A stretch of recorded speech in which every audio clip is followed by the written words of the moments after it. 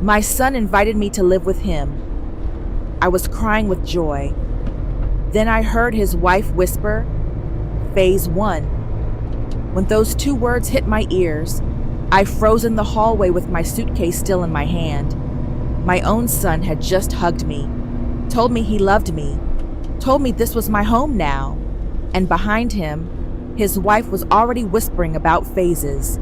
I didn't know what Phase 1 meant that night, but I would learn. And when I did, it nearly destroyed me. Nearly. Good day, dear listeners. It's Isabella again. I'm glad you're here with me. Please like this video and listen to my story till the end, and let me know which city you're listening from. That way, I can see how far my story has traveled. Today's story comes from a woman whose trust was used against her like a weapon. A woman who thought she was being rescued by her own child, only to discover she was being harvested. But she fought back, and what happened next will stay with you for a long time. My name is Dolores Franklin, Dolores. I'm 71 years old, and I live in Tucson, Arizona. Well, I live here again now, but for a while I didn't live anywhere that truly felt like home. I was born and raised right here in the desert. I married my husband, Gene Franklin, when I was 22 years old. Gene was a long-haul truck driver for most of his working life. Quiet man, big hands, the kind of man who never said I love you much, but showed it in 1,000 small ways, like keeping the garden alive during the summer heat, or making sure my car always had a full tank. We were married 41 years. Gene passed away on November 3rd, 2019 from pancreatic cancer. The diagnosis came in August, and by November, he was gone. The speed of it still haunts me sometimes. We had 2 children together, our son Craig, born in 1978, and our daughter Natalie, born in 1982. Natalie lives in Portland, Oregon, with her husband Marcus and their 2 kids, Sophie and little Dante. We talk every Sunday without fail. Craig lives, or lived at the time, in Scottsdale, Arizona, about 2 hours from Tucson. He married a woman named Vanessa in 2010. They have no children. On Gene's old workbench in the garage, I still keep his favorite coffee mug. It says, "World's okayest driver." He thought it was the funniest thing in the world. Every time I see it, I hear his low chuckle. That mug has gotten me through more hard nights than I can count. After Gene died, I did what most widows do. I survived. I had my Social Security, Gene's modest pension from the trucking company, and the house, which was paid off. I wasn't rich by any measure, but I was comfortable. I had $214,000 in savings. Gene and I had been careful our whole lives. We didn't take fancy vacations. We didn't buy new cars every 3 years. We saved. That money was supposed to carry me through to the end with dignity. I volunteered at the Pima County Food Bank on Tuesdays and Thursdays. I had my little garden out back, tomatoes and peppers mostly, things that like the heat. I had my neighbor, Ruth Castellano, who came over for coffee every morning at 7:15 sharp. Life was small, but it was mine. Craig had always been a good son, attentive when he remembered to be, which wasn't always, but I never held that against him. He was busy. Vanessa worked in real estate, and Craig managed a mid-sized auto parts distribution center.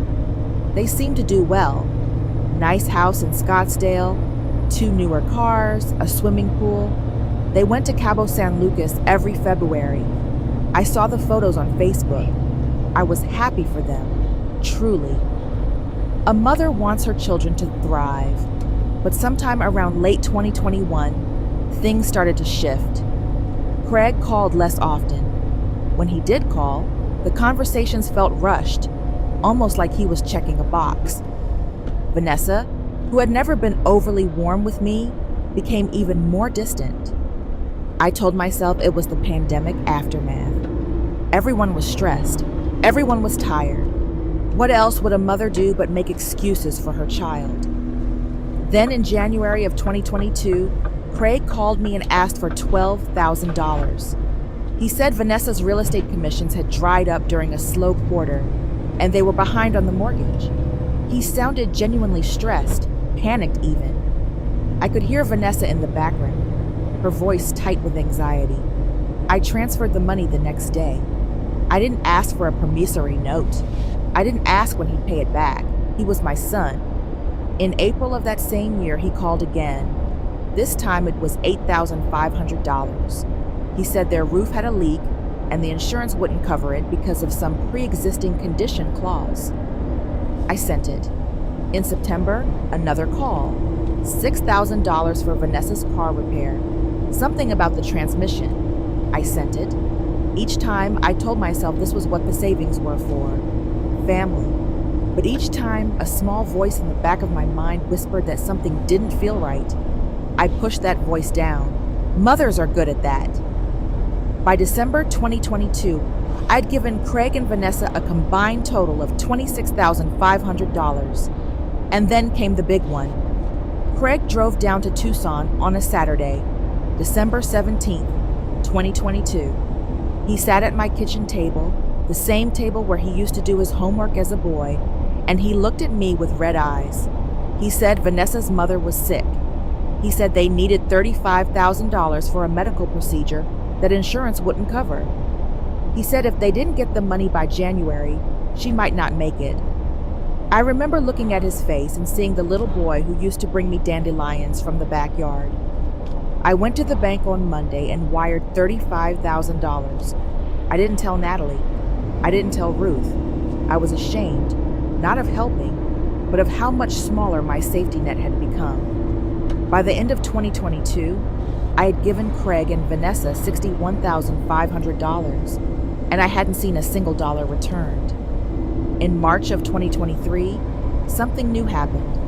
Craig called me on a Wednesday evening. His voice was different this time, warmer, almost tender. He said, "Mom, Vanessa and I have been talking. You're all alone in that big house. You're 70 years old. What if something happens to you and nobody's there?" I told him I was fine. I had Ruth next door. I had my routine. But he kept going. He said they had a spare bedroom. He said they wanted me close. He said, "Mom, come live with us. Let us take care of you." I cried. I actually cried right there on the phone. After years of feeling like I was becoming invisible to my own son, here he was, reaching out, wanting me. I called Natalie that night. She was cautious. "Mom, are you sure about this? Craig and Vanessa have never exactly been the nurturing type." I told her she was being unfair. I told her Craig was trying. Natalie sighed and said, "Just promise me you won't sell the house right away. Keep it, just in case." I promised. Thank God I did. I arrived at Craig and Vanessa's home in Scottsdale on Saturday, April 8th, 2023, at around 4 in the afternoon. Craig carried my 2 suitcases inside. He showed me the guest room, which they had set up nicely. New bedding, a small vase of artificial flowers on the nightstand. Vanessa even hugged me at the door, which she had never done before. I remember thinking, maybe I was wrong about her. Maybe she's changed. That evening we had dinner together. Grilled chicken, roasted vegetables, a nice bottle of wine. Craig made a toast. He said, "To family, to new beginnings." I raised my glass with tears in my eyes. It felt like a miracle. After dinner, I excused myself to use the bathroom down the hall, and that's when I heard it. I was walking back toward the living room, my footsteps quiet on the tile floor when I heard Vanessa's voice, low, almost a whisper, but clear enough. She said, "Phase 1 complete. She's in." I stopped. My hand was on the hallway wall. I didn't breathe. I waited for more. Craig's voice murmured something I couldn't make out. Then Vanessa said, "Give it 2 weeks. Then we start on the house." My heart was pounding so hard, I thought they might hear it. I walked quietly back to my room, closed the door, and sat on the edge of the bed. My hands were shaking. Phase 1. What did that mean? What house were they talking about? about. My house? I stared at the artificial flowers on the nightstand, and suddenly they looked cheap and calculated, like props on a stage. Something cold settled in my chest. Not sadness, not yet. Something sharper, clearer. For the first time in my life, I looked at my son's kindness and saw a transaction. I didn't sleep that night. I lay in the dark listening to the house settle, and I thought about every phone call, every request for money, every excuse. I thought about Vanessa's sudden warmth, the new bedding, the toast. It was all choreography. By sunrise, I had made a decision. I wouldn't run, I wouldn't confront, I would watch, I would listen, and I would document everything. The first 2 weeks were exactly as Vanessa had predicted. They were sweet to me, almost performatively so. Vanessa cooked breakfast every morning.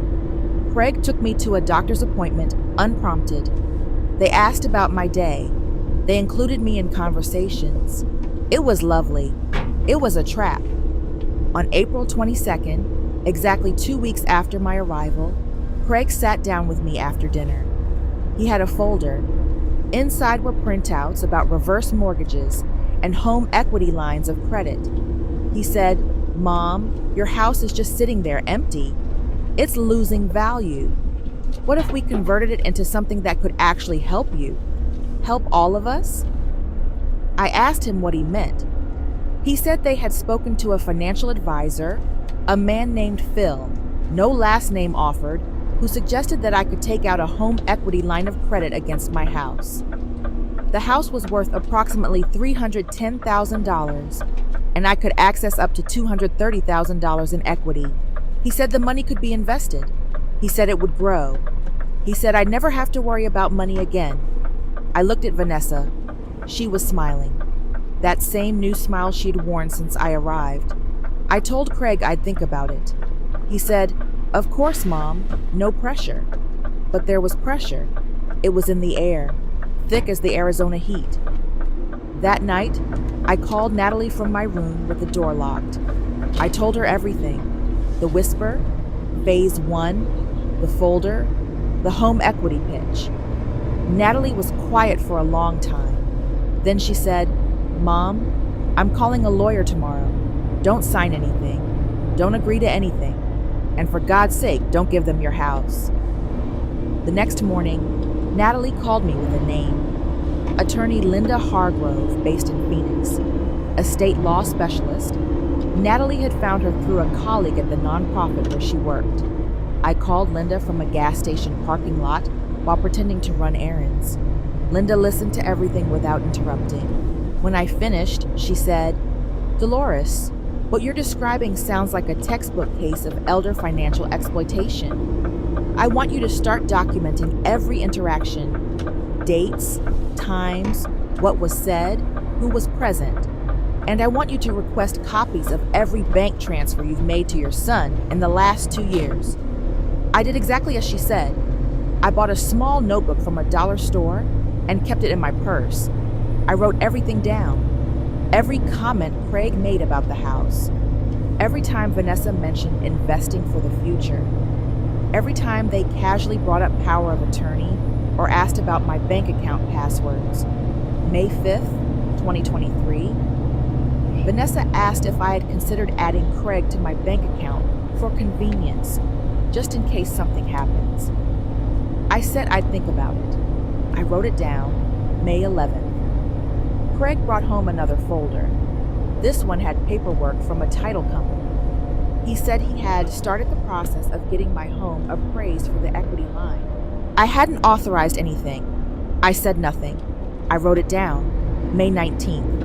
Vanessa brought up my will at breakfast, casually like it was the weather. She said, "Have you updated your will since Jean passed? You should make sure everything's in order. Craig should probably be executor." I sipped my coffee and said I'd talk to my lawyer. Vanessa's smile flickered, just for a second, but I saw it. On May 23rd, I drove to Phoenix to meet Linda Hargrove in person for the first time. Her office was in a small building off Camelback Road. She was a tall woman in her 50s, silver hair cut short, glasses on a chain. No nonsense. She had already pulled together a file. She showed me something that made my stomach drop.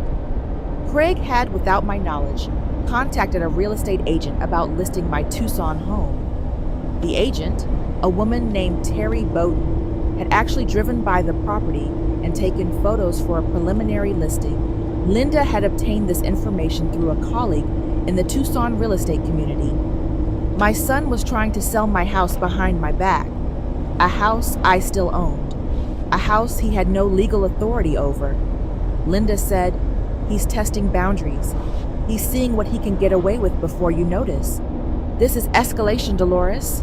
It will get worse." She was right. On June 3rd, Craig brought home a man he introduced as Phil Seward, the financial advisor. Phil was around 40, tan, expensive watch, too many teeth in his smile.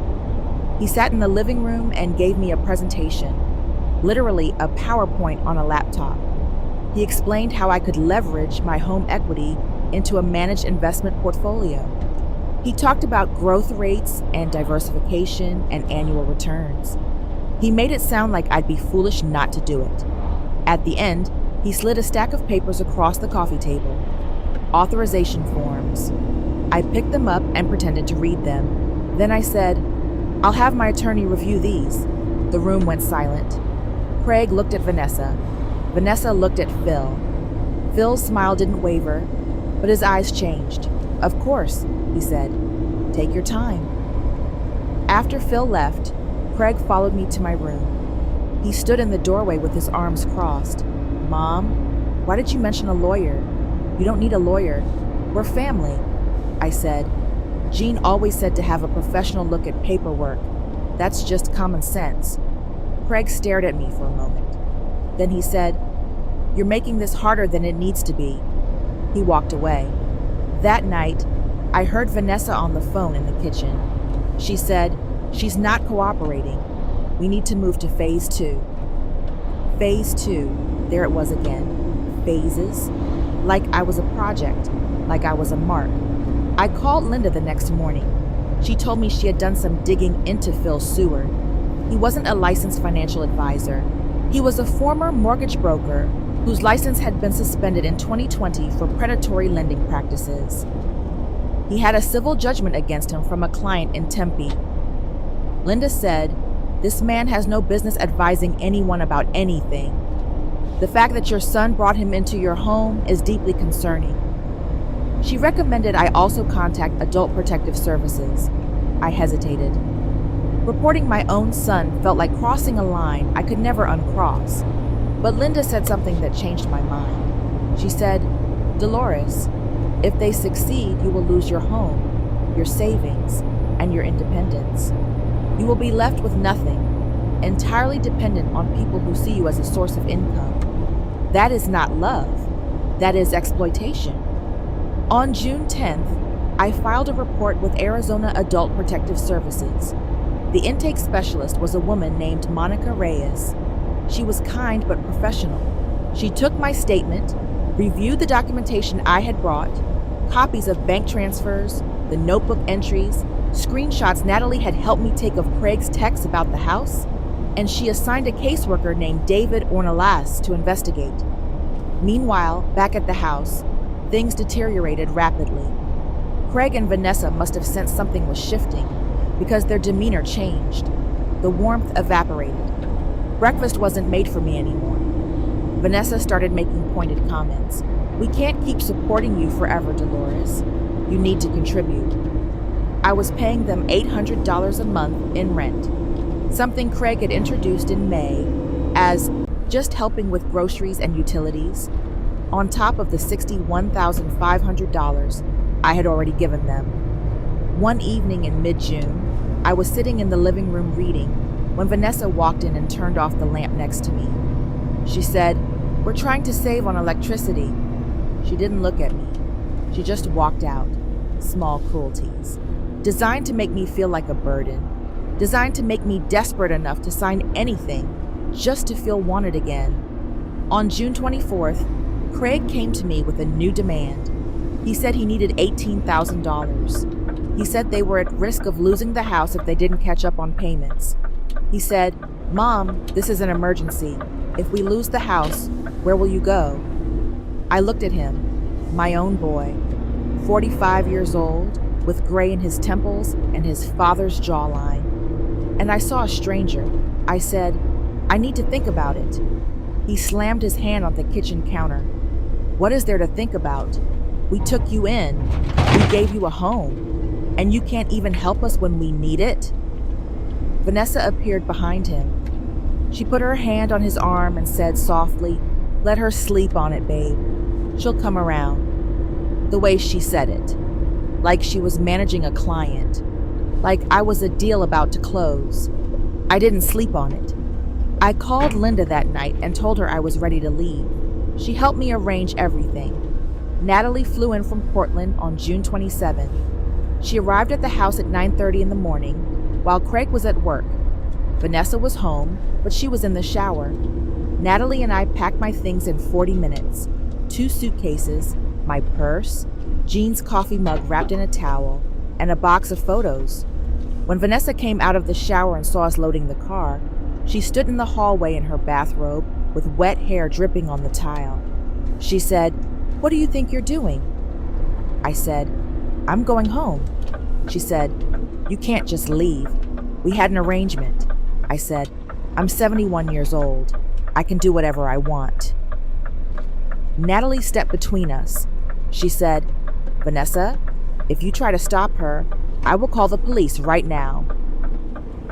Vanessa's face twisted, not with sadness, with fury. She grabbed her phone and called Craig. I could hear him shouting through the speaker as we carried the last box to the car. As I walked out the front door for the last time, Vanessa called after me. She said, "You're going to regret this, Dolores. Craig is all you have. When you're alone and sick and nobody comes, remember this moment." I got in the car. Natalie drove. I didn't look back. We drove straight to Tucson. I walked into my house at 1:45 in the afternoon. It smelled musty from being closed up. The garden was overgrown. Jean's tools were dusty on the workbench, but it was mine. I sat in Jean's old recliner and I cried, not from sadness, from relief, but the fight was just beginning. Within 48 hours, Craig launched his counterattack. He called every relative we had. He told them I was mentally unstable. He told them I had left in a paranoid episode. He told our cousin Barbara in Phoenix that I had early-stage dementia and needed to be placed in a facility for my own safety. He told Jean's sister, my sister-in-law Patrice, that Natalie had kidnapped me. He posted on Facebook, not naming me directly, but posting about toxic elderly parents who take and never give back.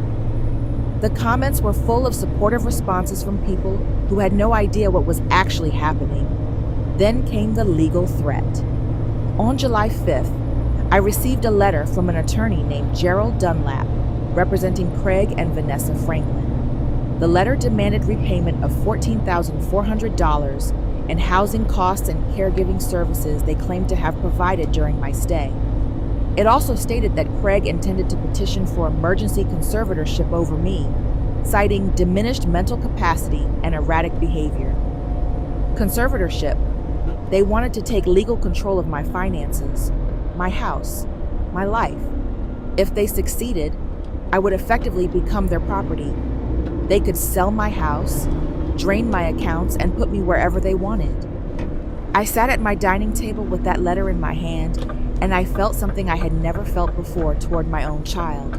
Not anger exactly, something colder, something ancient and final. He had tried to steal my home with whispers and fake smiles. Now he was trying to do it with the judge's signature. I called Linda Hargrove. She said, "I've been expecting this. Here's what we're going to do." Linda brought in a colleague, attorney Marcus Webb, a litigator with 22 years of experience in elder abuse cases. Marcus was a stocky man with a shaved head and a deep voice that sounded like it could shake windows. He reviewed everything: the bank transfer records, my notebook, the APS report, the unauthorized real estate listing, Phil Seward's suspended license, the conservatorship threat letter.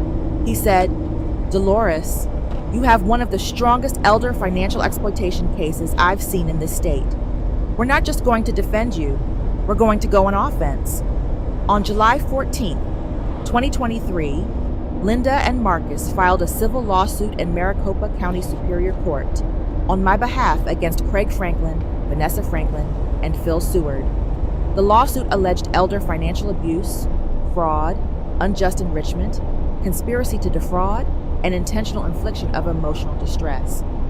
We sought restitution of all funds, $61,500 in direct transfers, plus $14,400 in fraudulently demanded caregiving costs that were actually rent I had been coerced into paying, plus compensatory damages for emotional distress, plus punitive damages. The total claim was $340,000.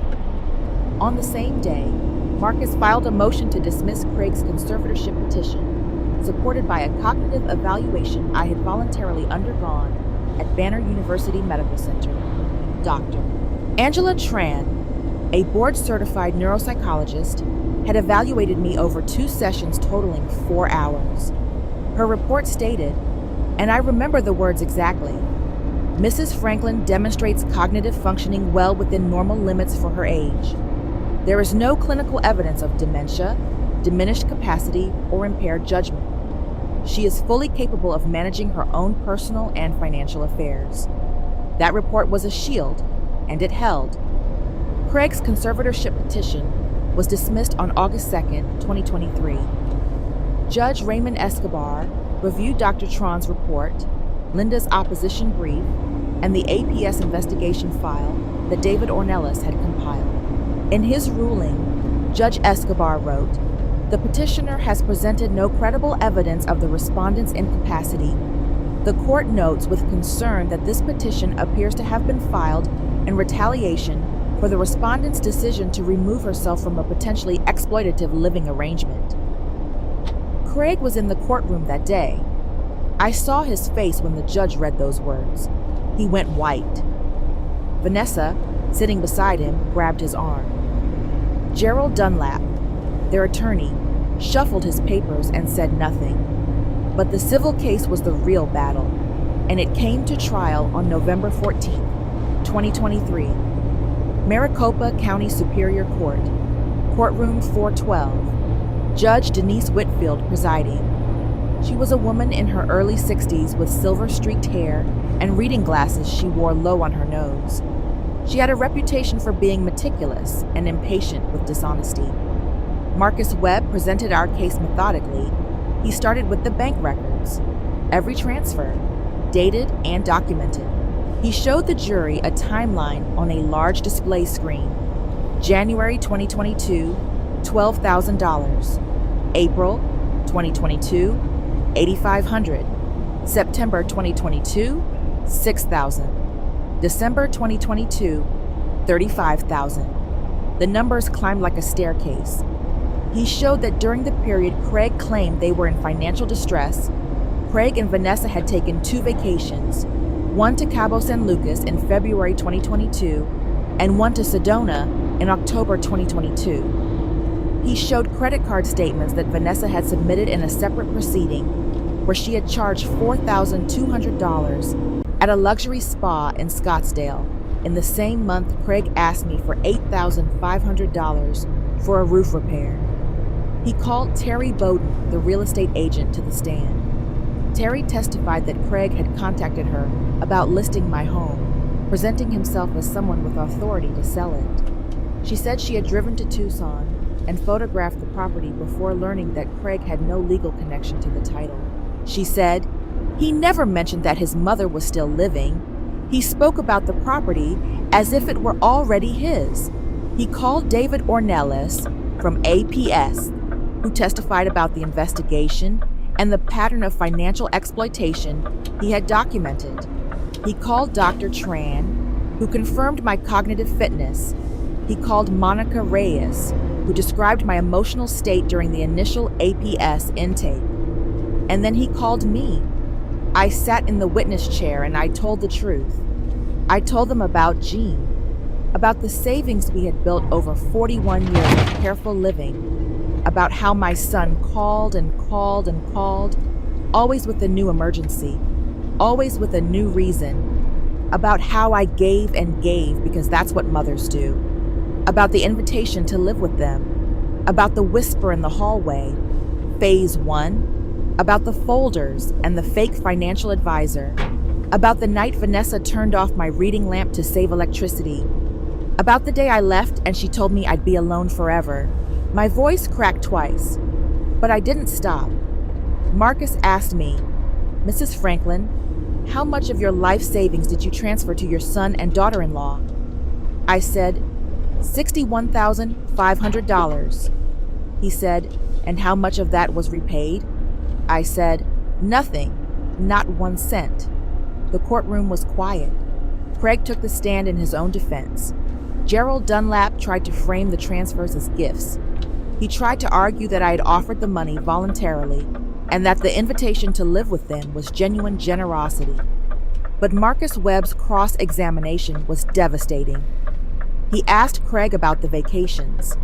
Craig said they were already paid for. He asked about Vanessa's spa charges. Craig said those were a gift from a friend. He asked about the unauthorized real estate listing. Craig paused for 7 full seconds before saying, "I was just exploring options." Marcus showed him the text messages I had screenshotted. One from Craig to Vanessa, dated May 8th, 2023, read, "She's not budging on the equity line. We need to push harder. Maybe get the POA first, then handle the house." Craig stared at the screen. His attorney objected. Judge Whitfield overruled. Vanessa did not take the stand. Gerald Dunlap informed the court that she was exercising her right not to testify. But her absence spoke louder than any words could have. Phil Seward was served, but did not appear. A default judgment was entered against him. On December 1st, 2023, Judge Whitfield delivered her ruling. She found Craig and Vanessa Franklin liable on all counts. She found Phil Seward liable in absentia. She ordered restitution of $61,500 in direct transfers. She ordered restitution of $9,600 in rent payments. I had been coerced into making, reducing the $14,400 originally demanded because she determined 3 months were made under duress. She awarded $45,000 in compensatory damages for emotional distress, and she awarded $120,000 in punitive damages against Craig and Vanessa Franklin jointly, citing a deliberate, premeditated scheme to exploit the trust and affection of an elderly parent for financial gain. Total judgment, $236,100. Judge Whitfield looked directly at Craig when she delivered the ruling. She said, "Mr. Franklin, the evidence before this court paints a deeply troubling picture. You did not merely ask your mother for financial help. You engineered a systematic campaign to extract her wealth under false pretenses, and when she resisted, you attempted to seize legal control of her person and property. This court will not countenance such conduct." Craig sat motionless. Vanessa, in the gallery, stood up and walked out of the courtroom. She didn't look at anyone. The door closed quietly behind her.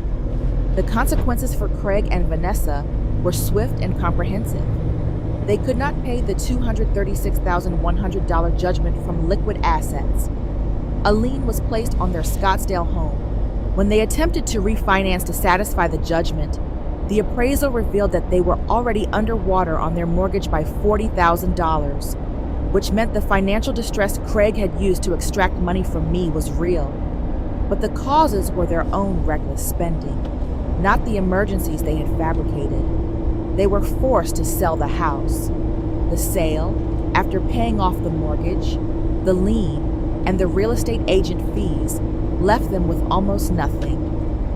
Vanessa filed for divorce on February 14, 2024, Valentine's Day. I did not find irony in that. I found it sad. The divorce was finalized in June of 2024. Vanessa moved to Nevada.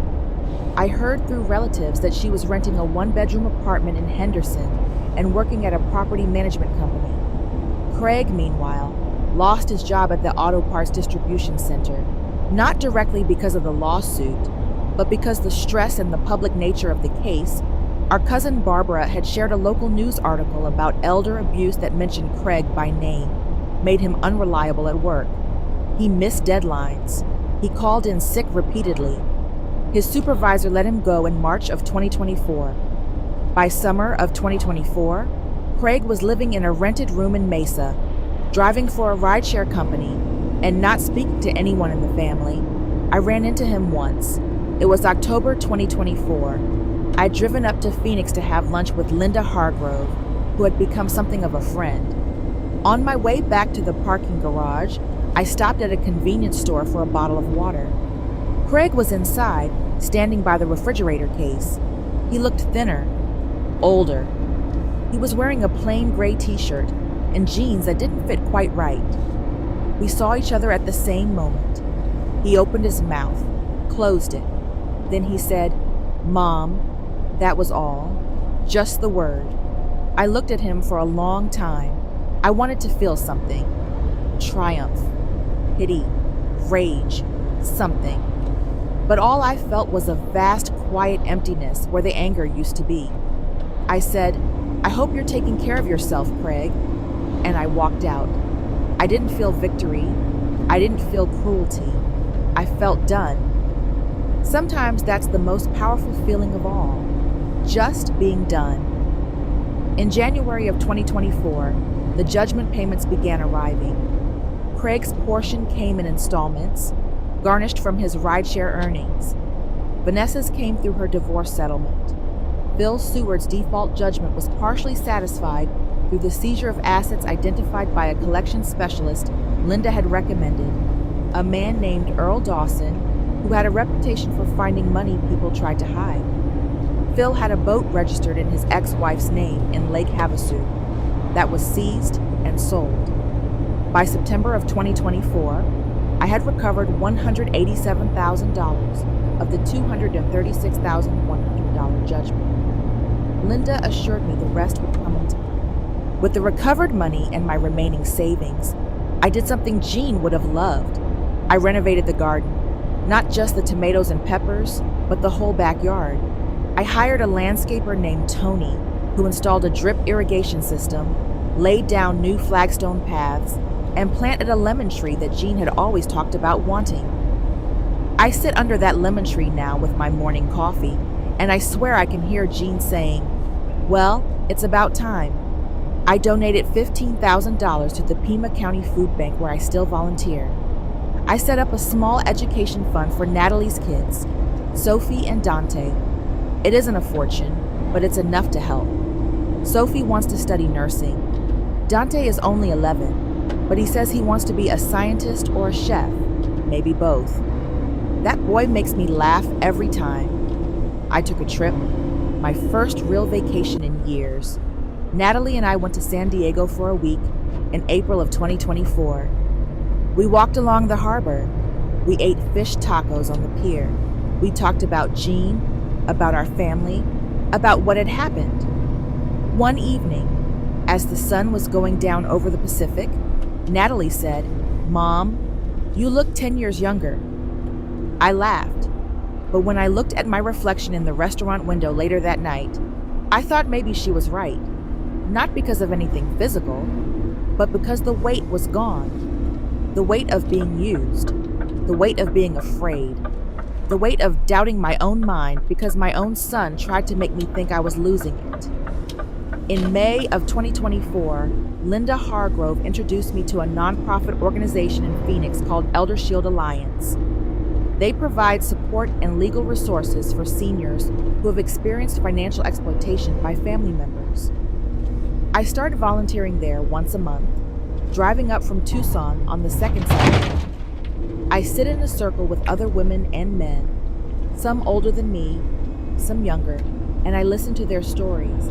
And when it's my turn, I tell mine. I always start the same way. I say, my son invited me to live with him, and I cried with joy. And then I tell them the rest. And every time, at least one person in that circle nods because they've heard their own version of Phase 1, and they need to know that Phase 2 doesn't have to end the way the people who planned it intended. Ruth Castellano still comes over at 7:15 every morning. She's 80 now, sharp as a tack, and she makes the best coffee in southern Arizona. She knows everything that happened. She was the one who checked on my house while I was in Scottsdale. She was the one who noticed Terry Bowden's car parked in front taking photos and wrote down the license plate number. Ruth is the kind of neighbor people don't make anymore. She never once said, "I told you so." She just kept showing up with coffee and conversation, and that's worth more than any judgment a court can award. My life is small again, and I mean that as a compliment. I wake up in my own bed, I water my garden, I drink coffee with Ruth. I call Natalie on Sundays. I drive to Phoenix once a month to sit in a circle with people who understand. I have my health. I have my house. I have Jean's coffee mug on the workbench and a lemon tree growing in the backyard. I have my name on my own bank account and nobody else's. I'm 72 now. I've learned things in the last 2 years that I wish I never had to learn. I learned that love can be performed like a play. I learned that the word family can be used as a lockpick. And I learned that the hardest person to protect yourself from is someone you would have died for without a second thought. But I also learned this. Dignity isn't something anyone can take from you unless you let them. The truth is heavier than any lie, and eventually it always wins. And a woman who has been underestimated her entire life is the most dangerous person in any courtroom. So I ask you, if the people you loved most in this world turned your trust into a business plan, what would you do? Would you fight? Would you walk away? Or would you sit quietly and let them finish what they started? I chose to fight, and I choose it again every single time. Tell me your answer in the comments below. Tell me where you're listening from. And if you know someone who needs to hear this story, someone who might be living in someone else's Phase 1 right now, share this with them. It might be the thing that wakes them up before Phase 2 begins. Thank you for listening.